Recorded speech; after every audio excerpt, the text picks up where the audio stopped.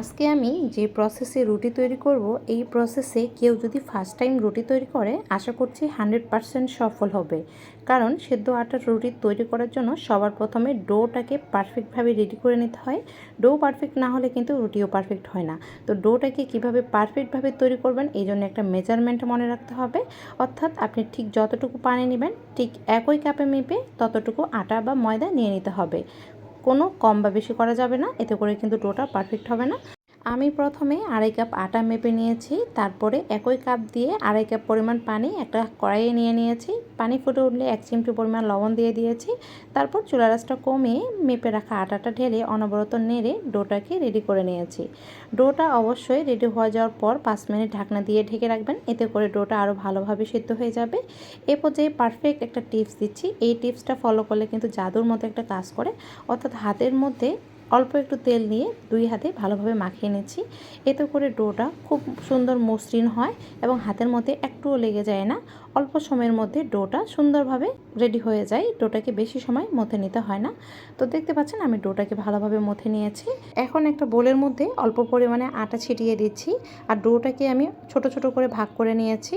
এখন এই ডোগুলো আমি এই বোলের মধ্যে রেখে ঢাকনা দিয়ে ঢেকে দিব, এতে করে ডোটা ঠান্ডা হয়ে যাবে না আর রুটিগুলো বেলতে কষ্ট হবে না। অবশ্যই এই কাজটা করবেন, এতে করে আপনারা খুব সহজেই রুটিগুলো বেলে নিতে পারবেন। রুটি বেলতে বেলতে কিন্তু ডোটা দেখা যায় ঠান্ডা হয়ে যায়, তখন ডোটা শক্ত হয়ে যায়, রুটিগুলো বেলতে অনেক কষ্ট হয়। তো ঢাকনা দিয়ে এইভাবে ঢেকে রাখলে আর রুটি বেলতে কষ্ট হয় না।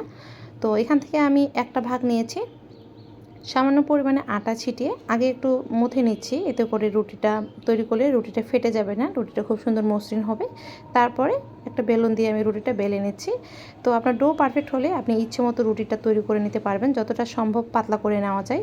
তো ডোটা পারফেক্ট হলে এই কাজটাই কেবল সম্ভব। তো অবশ্যই ডোটাকে আগে পারফেক্টভাবে তৈরি করে নেবেন। তো একে একে আমি সবগুলো রুটি তৈরি করে নিচ্ছি। রুটিগুলো বেলতে এত মজা লাগছিল কি বলবো, মানে কোনো রকম কষ্ট হচ্ছিল না। একটু বেললেই খুব সহজে এটা বড় হয়ে যাচ্ছিল আর অনেকটা পাতলা হচ্ছিল রুটিগুলো। দেখুন একইভাবে আমি সবগুলো রুটি বেলে নিচ্ছি। এখানে আমার 2.5 কাপ আটা দিয়ে প্রায় 22টার মতো রুটি হয়েছে। রুটিগুলো আমি মিডিয়ামভাবেই তৈরি করে নিচ্ছি, খুব বেশি বড় বা খুব বেশি ছোট করছি না। তো রুটিগুলো বেলতে আসলেই খুব ভালো লাগছিল। তো ডোটা যদি আপনার পারফেক্ট হয় অবশ্যই রুটি বেলতে কোনো রকম কষ্ট হয় না। তো একইভাবে আমি সবগুলো রুটি বেলে নিয়েছি, দেখতে পাচ্ছেন। এখন এই রুটিগুলো আমি সেঁকে নেব, তবে রুটিগুলো আমি সম্পূর্ণ সেঁকবো না, রুটিগুলো আমি হালকা করে সেঁকে এটাকে সংরক্ষণ করে রেখে দিব।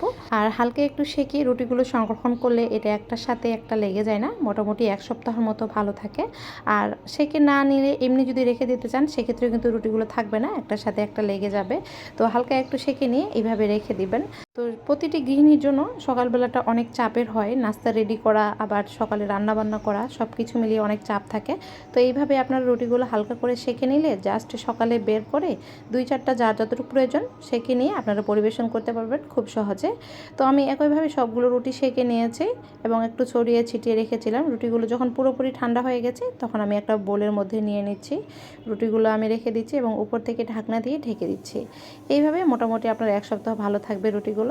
আর হ্যাঁ, অবশ্যই রুটিগুলো নর্মাল ফ্রিজে রাখবেন, ডিপ ফ্রিজে কিন্তু রাখবেন না। ডিপ ফ্রিজে রুটিগুলো রাখলে রুটিগুলো শেখার সময় অনেক বেশি ঝামেলা হয়।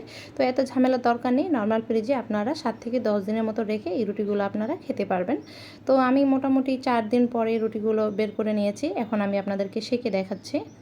মাঝখানে কয়েকদিন রুটি বের করে কিন্তু আমরা সেঁকে খেয়ে ফেলেছি, তো সেটা ভিডিও করতে পারিনি। আজকে মোটামুটি 4 দিন পরে আমি আপনাদেরকে রুটিগুলো সেঁকে দেখাচ্ছি।